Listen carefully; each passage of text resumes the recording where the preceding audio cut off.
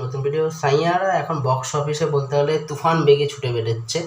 4 দিনে, মাত্র 4 দিনেই তারা 100 কোটি ক্লাবে প্রবেশ করে গেছে এবং বড় বড় তাবড় স্টারদেরও কিন্তু নাকানি চুমানি খাইয়ে ছাড়ছে।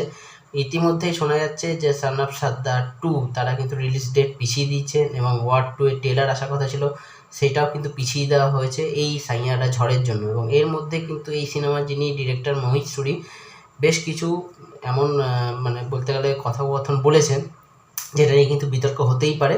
যেখানে কিন্তু একটু ইন্টারভিউতে তিনি বলেছেন যে একটা সময় টি সিরিজ এবং তার সাথে ভাটকাম তাকে অ্যাপ্রোচ করেছিল যে আশিকি 3 সিনেমাটি বানানোর জন্য, কিন্তু তিনি সেই প্রস্তাবে রাজি হননি।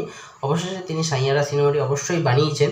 তবে এই সিনেমা গল্পের সঙ্গে যে অনুরাগ বসু যে সিনেমাটি বানাচ্ছেন, যেটি শ্রীলীলা এবং কার্তিক আরিয়ান থাকতে চলেছে, সেই সিনেমার গল্পের সঙ্গে নাকি অনেকটাই মিল আছে। এবং তখন সেই ক্ষেত্রে অনেকটা একটা জিনিস রটে যায় যে কার্তিক আরিয়ানের যে সিনেমাটা আসতে চলেছে সেই সিনেমাটি নাকি বন্ধ হয়ে যাচ্ছে, কারণ একই স্টোরি, সেহেতু দর্শকরা হয়তো সেই জিনিসটা পছন্দ নাও করতে পারে। কিন্তু টি সিরিজের কর্ণধার তিনি কিন্তু স্পষ্টতই জানিয়ে দিয়েছেন যে হ্যাঁ, কাজ চলছে, কিছুটা কাজ এগিয়েছে, উত্তরবঙ্গে অনেকটা শুটিং হয়েছে এবং অনেকটা শুটিং বাকিও রয়েছে।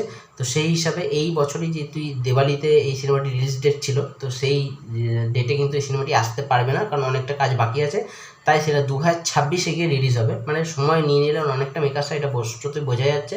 এই সময় যদি আসতো তাহলে কিন্তু সাইয়ারার সঙ্গে একটা মানে বলতে গেলে মানুষ তুলনামূলক কিছু না কিছু করতো এবং সেক্ষেত্রে হয়তো দেখা যেতে পারতো যে হয়তো কার্তিক আরিয়ান সিনেমাটি অনেকটা এফেক্টেড হতো। সেক্ষেত্রে যদি পরের বছর নিয়ে আসা হয়, সেক্ষেত্রে যদিও তুলনা হবে, কিন্তু আমার মনে হয় না ততটা কিছু এফেক্ট পড়বে। দেখা যাক শেষ অবধি কী হয়। তো বন্ধুরা, ভিডিওটা এখানে শেষ করলাম। যদি ভালো লাগে লাইক করে দেবেন, চ্যানেলটাকে সাবস্ক্রাইব করে দেবেন। নমস্কার।